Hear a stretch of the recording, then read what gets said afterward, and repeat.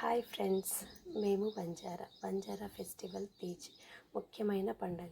ముఖ్యంగా చెప్పాలంటే ఆడపిల్లల పండగ. 9 రోజుల పండగ.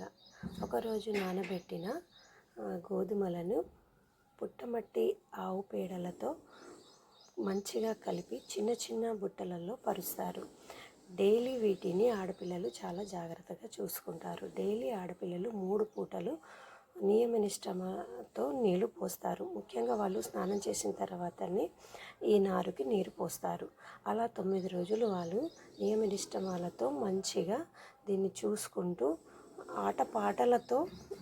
ముఖ్యంగా ఆటపాటలతో ఈ పండుగని జరుపుకుంటారు.